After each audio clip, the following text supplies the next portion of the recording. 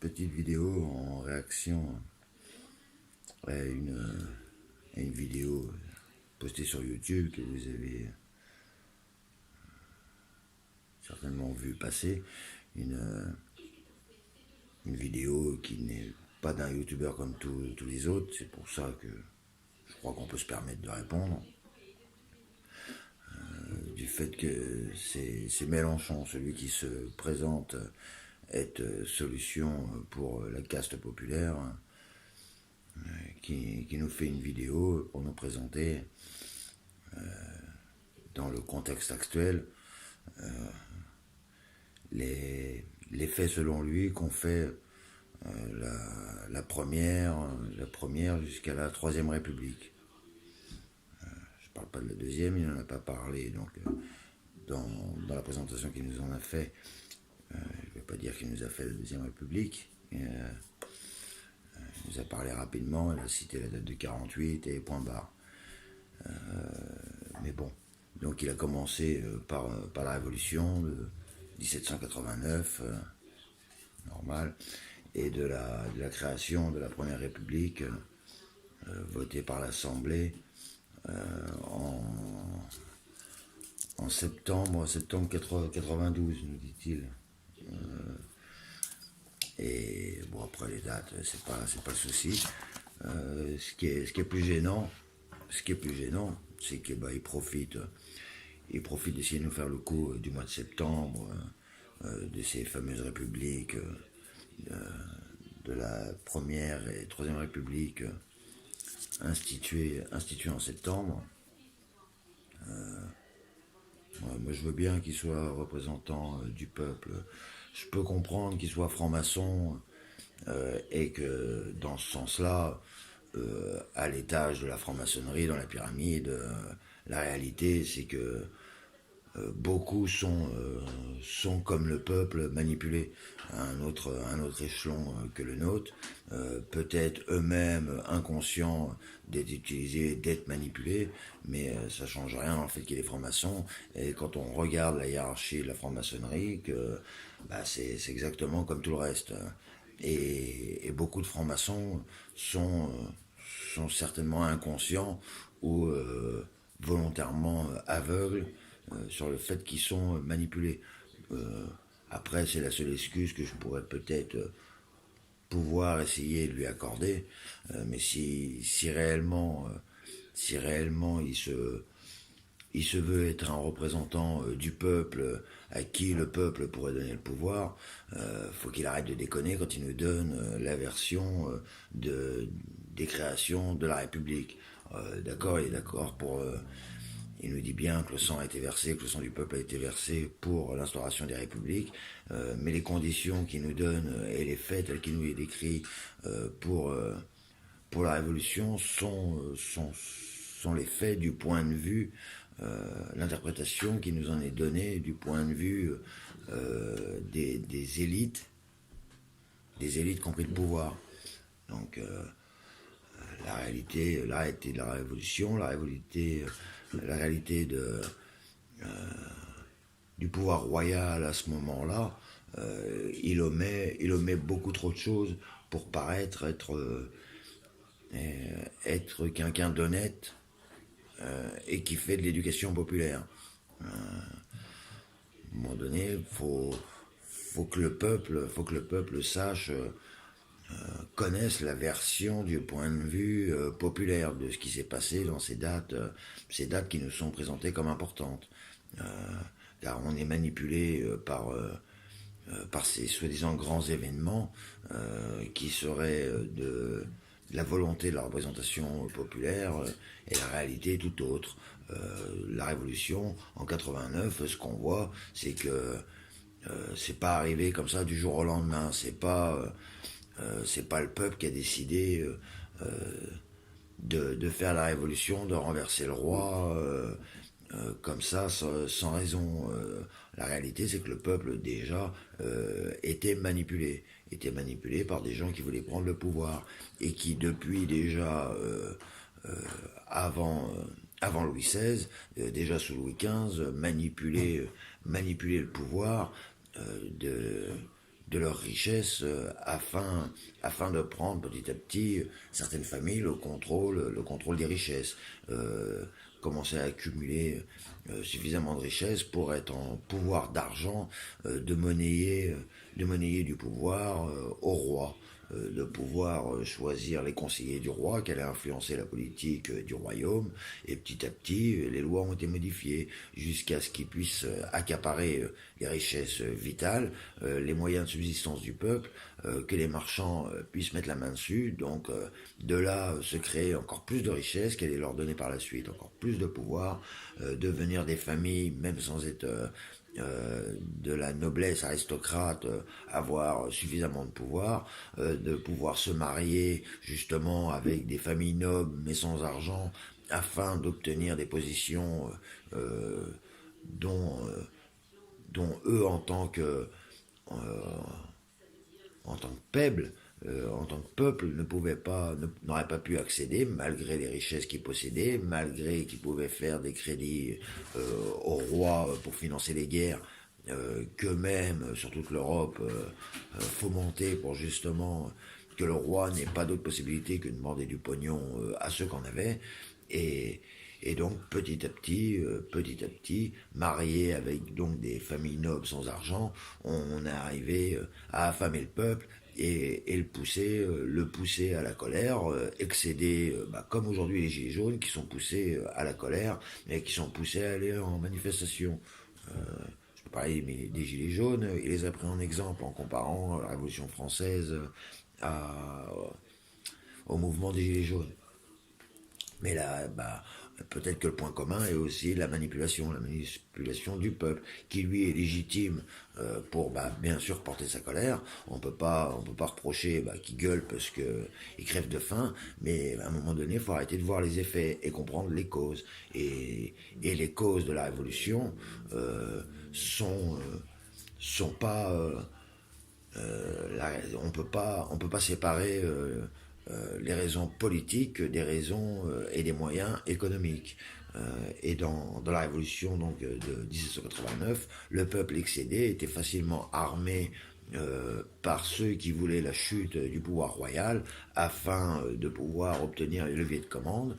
Euh, donc les marchands, mais à ce moment-là, n'étaient encore pas forcément dans l'idée de la République. Ça c'est venu après, certainement par la manipulation de loges francs-maçonnes qui manipulaient des gens de l'aristocratie, parce que beaucoup étaient déjà dans la franc-maçonnerie, hein, dans les clubs parisiens où l'élite aime bien les baisers de la pute. La réalité, elle est comme ça. Il y avait des salons, les gens étaient francs-maçons, et par, par le copinage, comme aujourd'hui, hein, des clubs VIP et ainsi de suite, les gens ont rapidement adhéré à ce qu'on leur présentait de la franc-maçonnerie sans comprendre qu'ils allaient se faire manipuler. Alors que dans d'autres pays, la franc-maçonnerie était déjà présente et les, et certaines loges de la franc-maçonnerie étaient déjà en réalité connues de leurs objectifs.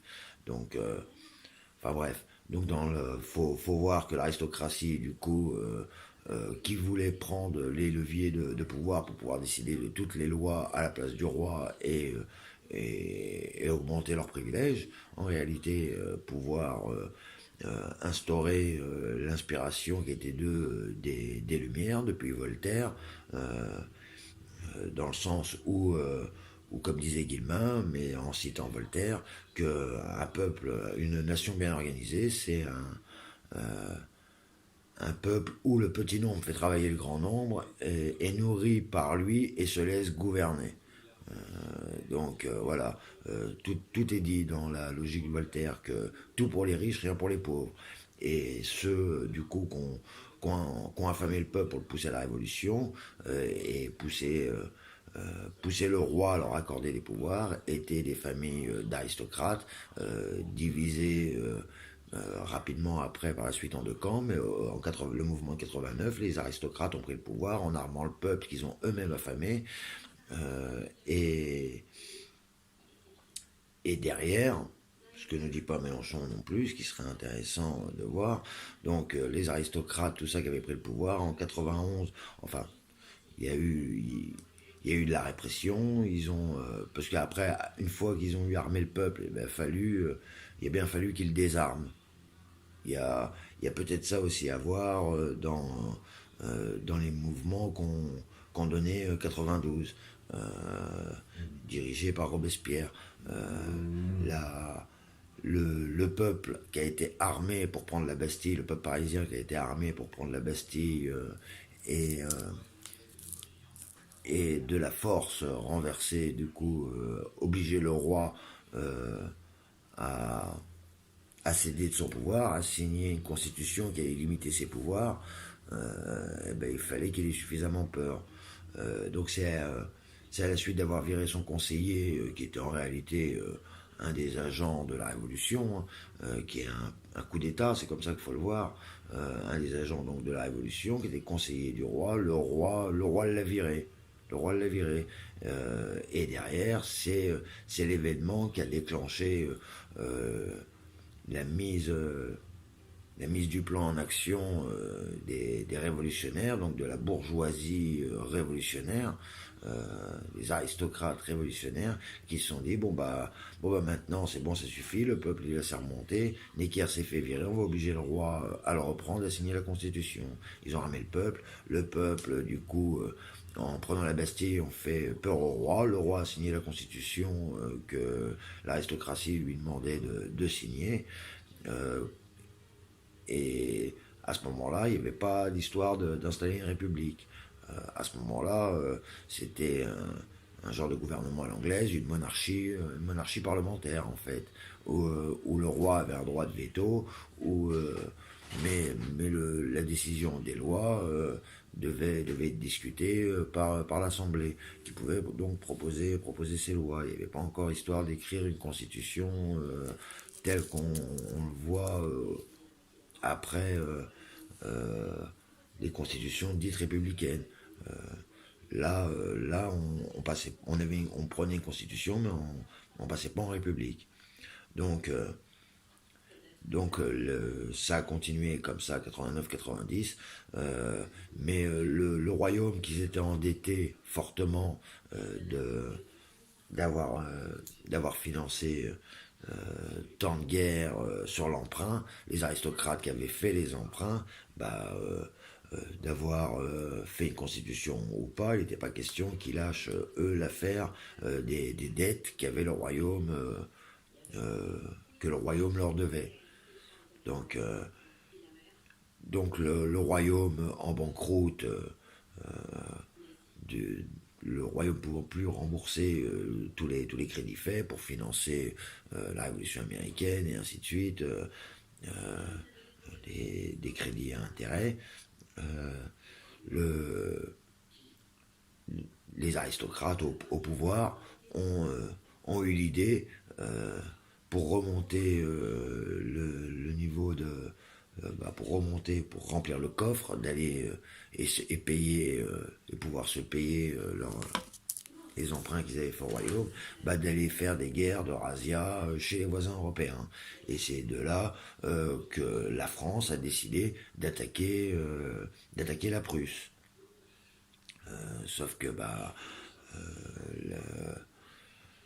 le général choisi, et ainsi de suite, euh, ont, ont tous plus ou moins trahi l'uniforme, euh, car bon, après chacun fera ses recherches, mais ils ont trahi l'uniforme, ils ont eu défaite sur défaite, et donc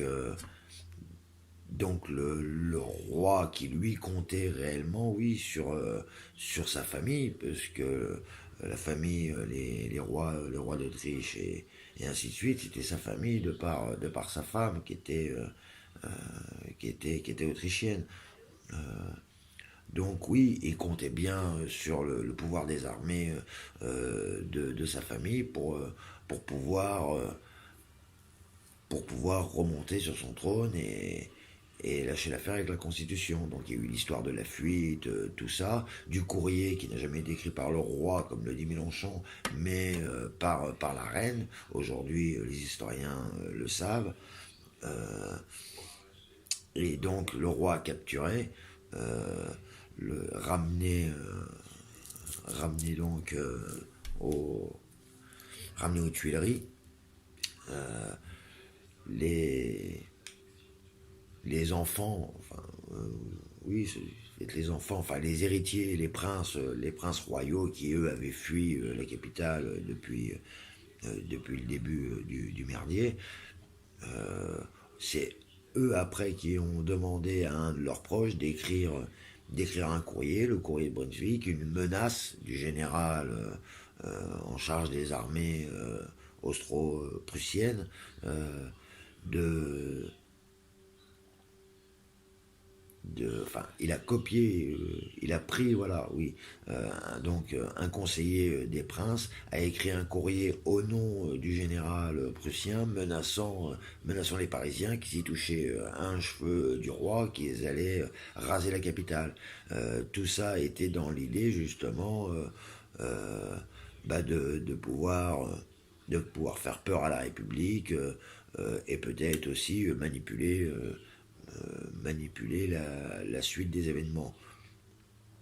Donc, au lieu de faire peur aux Parisiens, qui malgré tout, le peuple parisien, lui, voyait, on leur dit c'est la guerre, mais ils ne savaient pas forcément c'est que c'est les aristocrates qui avaient déclaré la guerre à la Prusse pour pouvoir aller piller les pays voisins, pour aller voler les richesses.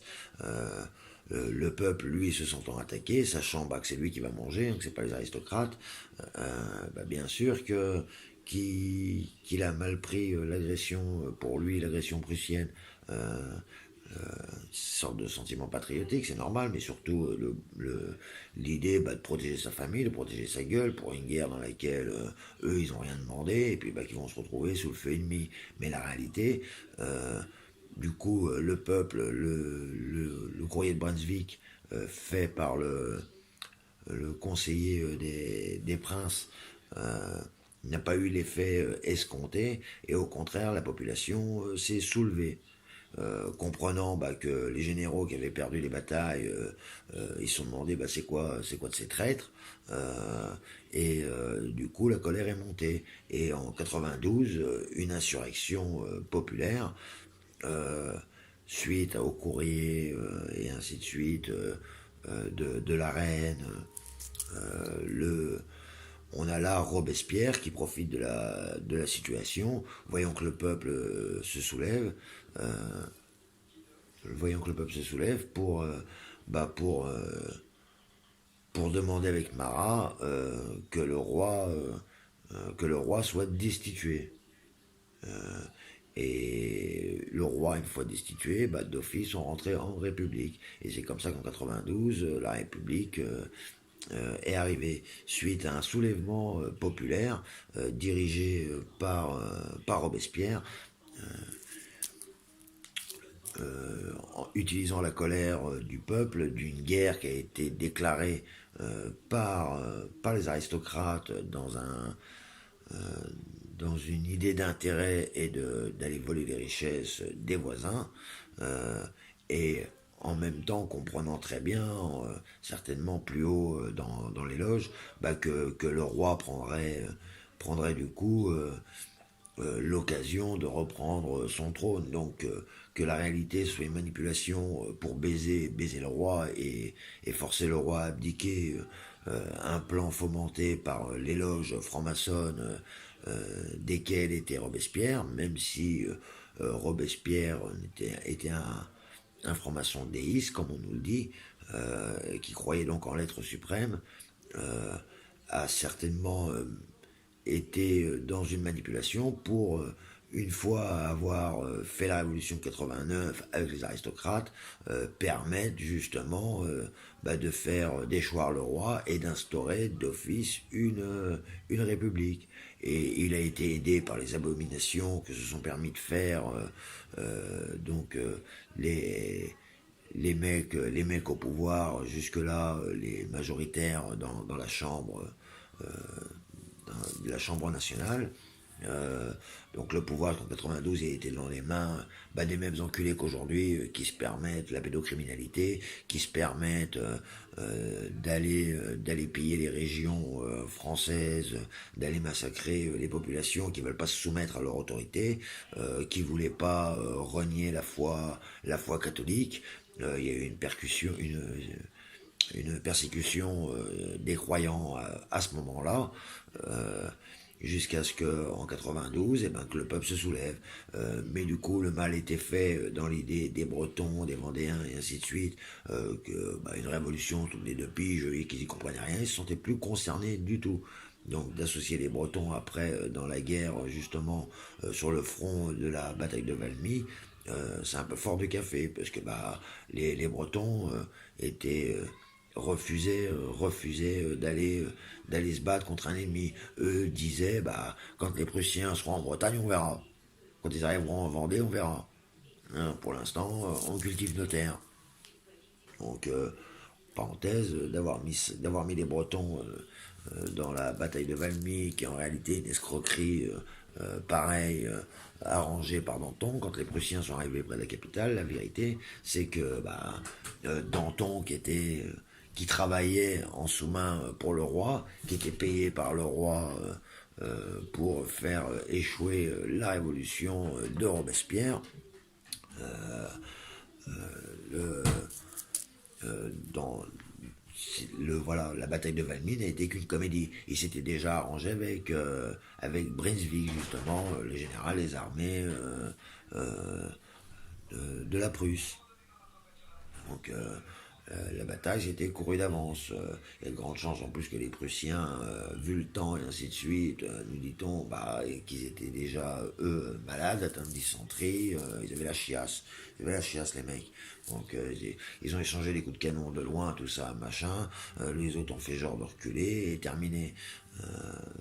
Mais la bataille de Valmy, on sait aujourd'hui que c'est de l'enfumage. Donc, essayer de créer un sentiment patriotique avec la bataille de Valmy, que nombreux savent que c'est du cinéma, à un moment donné, Mélenchon, manipulé, ou alors carrément du même acabit que ceux qui ont pris le pouvoir en 89.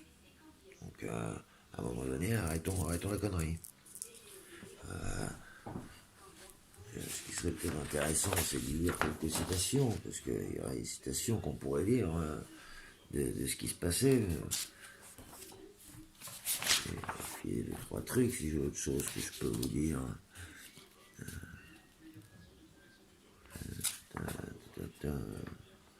Donc, oui. Tiens, voilà. Le 14 décembre 1791, Narbonne, ministre de la guerre. Amant et marionnette de Madame de Staël. Donc une qui avait une chambre et qui avait permis justement à Necker, son bonhomme, d'accéder, de devenir trésorier du roi. Petite parenthèse importante quand même. C'était pas le premier venu Necker auprès du roi. C'est lui qui incitait le royaume par sa banque, puisqu'en plus il était banquier, donc il prêtait par sa banque, qui avait changé de nom quand il est devenu trésorier, parce que sinon ça serait trop vu quand même. Donc c'est devenu au nom de son frère. Mais bon, donc il se prêtait lui-même de l'argent de sa banque en tant que trésorier du royaume pour financer à 14% d'intérêt le soulèvement, la guerre américaine contre le pouvoir anglais. Donc voilà. Donc Narbonne, ministre de la guerre, amant et marionnette de Madame de Staël, déclara à la Chambre: il faut faire la guerre, le sort des créanciers de l'État en dépend. On a le 29 décembre 1791, Brissot: la guerre est indispensable à nos finances et à la tranquillité intérieure. Ah oui, parce que c'est bien connu, quand il y a des soulèvements, quand il y a des problèmes intérieurs, on oriente la vision du peuple sur les frontières. Donc une petite guerre contre les voisins, ça va occuper les gens à avoir peur de l'ennemi, et pendant ce temps-là, ils penseront plus qu'on les a pris pour des cons et qu'on les exploite comme il faut, qu'on les fait crever de faim. Donc, le 20 mai 1791, l'Assemblée constituante à l'unanimité vote que le peuple de France ne fera jamais de guerre d'agression. Y a-t-il pas une contradiction avec les principes qu'ils ont eux-mêmes établis? Robespierre, lui, disait, par rapport justement à cet article, si vous prenez vous-même l'initiative de la guerre, vous vous reniez. Et il avait raison malgré tout, même si au bout du compte, lui, il avait très bien compris qui était au pouvoir en réalité dans l'Assemblée constituante. Hein.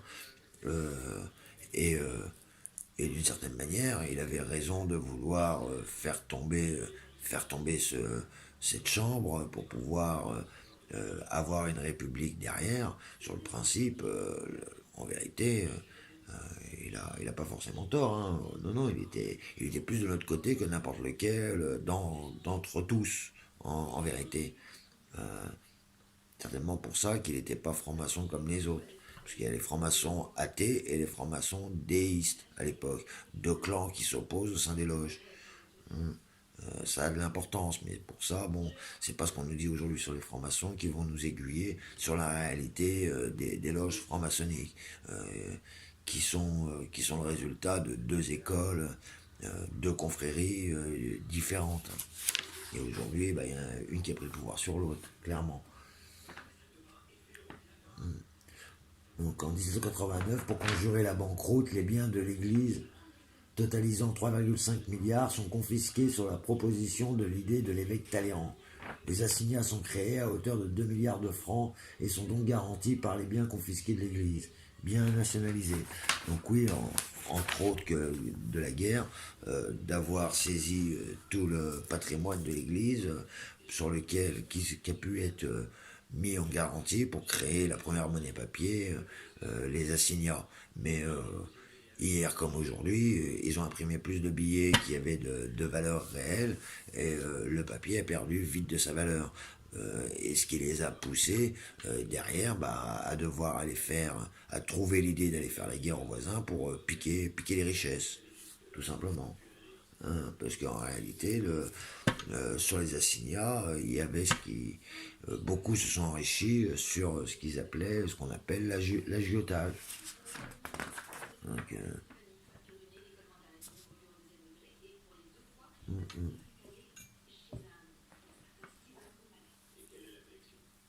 donc Robespierre, lui, concernant la guerre de 91, il faut oui envoyer des missionnaires apporter nos idées, mais pas des missionnaires armés. Personne n'aime les missionnaires armés.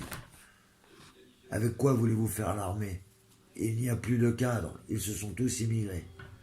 Est-ce que suite à la journée de Varennes, certains avaient, avaient voulu trouver, comme Mélenchon l'explique, des excuses au roi, tout ça, parce que bon, l'idée justement de perdre le roi, les bourgeois au pouvoir disaient, si on n'a plus de roi, le peuple risque de s'en mêler, et ainsi de suite, comment on va gérer l'ordre social, ça va pas trop le faire. Donc, ils étaient pas forcément pour que le roi disparaisse, hein. C'était bien pratique pour eux en réalité, hein. D'avoir eux les commandes, le choix des lois, et qui est toujours un roi pour maintenir l'ordre et le pouvoir dans leurs mains. Et donc à ce moment-là, suite à Varennes, le roi donc fut d'une certaine manière excusé, comme par Lafayette. Lafayette qui serait intéressant lui aussi de parler 2 minutes. Lafayette qui, le 15 juillet, donc le lendemain de la prise de la Bastille, donc afin dans l'idée de désarmer le peuple, lui il revenait, c'est Lafayette, c'est le grand militaire de la Révolution, le grand militaire français de la Révolution américaine. Hein. Donc pareil, pas, enfin bref, il n'est pas tout clair. Et donc lui a eu l'idée de la création de la garde nationale, une garde, une milice armée, une milice bourgeoise armée qui tiendrait tranquille justement, qui serait une sorte de police pour riches, une police privée pour maintenir l'ordre dans dans le pays. Donc, organisé rapidement en fédération, tous les bourgeois de France se sont achetés un uniforme, un fusil, tout. Ils sont rentrés, arrête, oui, sont rentrés dans cette garde nationale. Radia, arrête. Et cette garde nationale qui est vite devenue en réalité une force armée pour faire tenir les prolétaires tranquilles. Et, et donc en août, donc suite donc à Varennes, euh, tac, donc je cherche la date, je ne vais pas me tromper.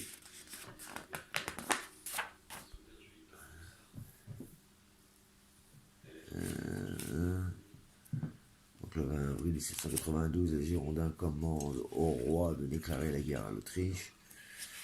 25 avril, désastre militaire.